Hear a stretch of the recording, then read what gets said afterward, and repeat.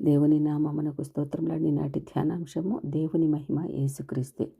కీర్తన గ్రంథం 115 అధ్యాయము 1 ప్రకారము, నీ కృపా సత్యములను బట్టి నీ నామమునకి మహిమ కలుగును గాక.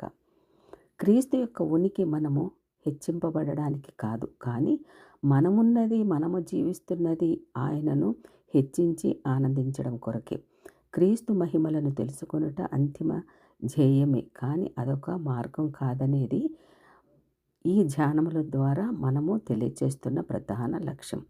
క్రీస్తు మహిమా పూర్ణుడు అంటే మనము ఆస్తిపరులము, ఆరోగ్యవంతులము అవ్వాలని కాదు.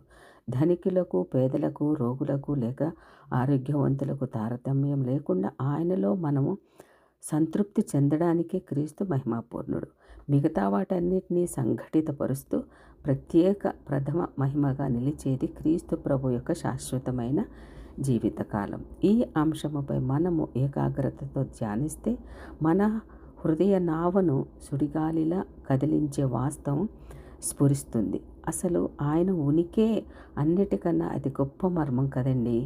ఆ వాస్తవం యొక్క సంపూర్ణతను గూర్చి ఆలోచించుదాము మనం. అసలు ఉనికిలోనికే రానిదే ఒకటి ఉండాలి. అది ఏమనగా యుగాలు అంతులేని యుగాల్లోకి వెనక్కి వెతుక్కుంటూ వెళ్ళినా ఏమీ లేదు. అన్నిటికంటే ముందు ప్రథమముగా నిరంతరము నిలిచి ఉండే గౌరవము ఒకటి ఉన్నది. ఆయన ఉన్నవాడు. గంభీరమైన ఈ సంపూర్ణ గౌరవము ఎవరికి చెందిందండి? దానికి సమాధానం నజరేయుడైన యేసు అని లోకం తెలుసుకున్నది క్రీస్తుని. బైబిల్లో ఆఖరి గ్రంథం వ్రాసిన అపోస్తలుడైన యోహాను ఒక నిర్ణయాత్మక ప్రత్యక్షత పొందాడు.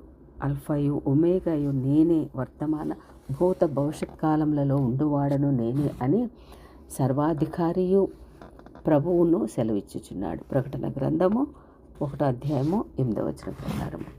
ఈ మాటలు మాట్లాడేది క్రీస్తు కాదండి, సర్వాధికారియగు దేవుడే. ఆయన తనను తాను ఆల్ఫా ఒమేగా అని పిలుచుకుంటున్నారు. అవి గ్రీకు అక్షరమాలలో మొదటి ఆఖరి అక్షరములు. ఆ అక్షరమాలలో ఆల్ఫాకు ముందు ఏ అక్షరము లేదు.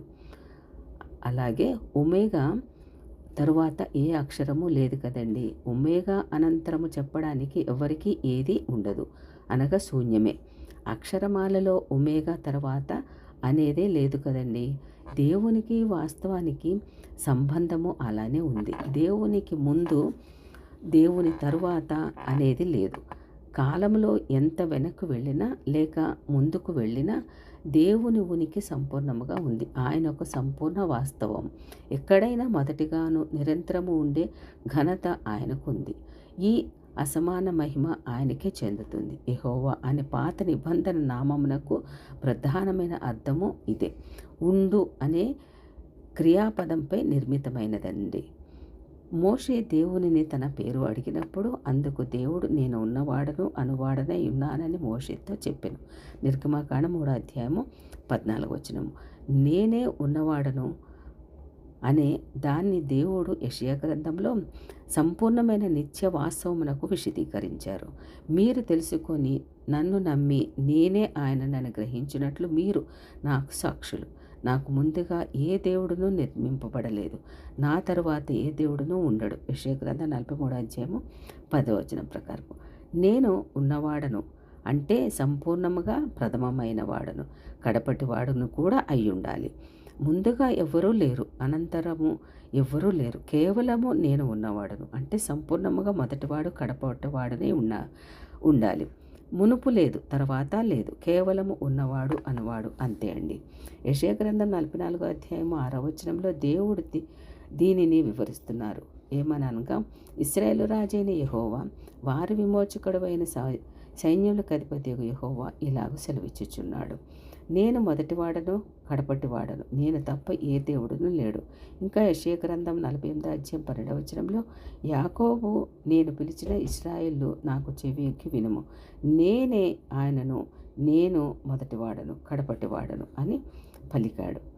అది ఆయన నామము. యెహోవా అద్వితీయమైన, నిరంతరము నిలిచి ఉండే, తిరుగులేని నామము. అసలు ఏది ఉనికిలోనికి రాకముందు నిరంతరము ఉండే అసమాన ఘనత ఆయనకు ఉన్నదండి. దేని వలననైనా ఆయన అధిగమించబడడు. దేవుడు అంటే అర్థం అదే కదండి. దేవునికి స్తోత్రం అండి. ఈ దినమున కొద్ది మాటలు దేవుని మహిమ యేసే క్రీస్తే అని తెలియజేసినందుకు ఎలా స్తోత్రం ఉందండి. ఇది మొదటి భాగము. రెండవ భాగముగా మరికొన్ని విషయములు దేవుని మహిమ యేసుక్రీస్తు అని రేపటి దినమున నేర్చుకోవడానికి దేవుడు సమయం దయచేయునుగాక. ఆమేన్.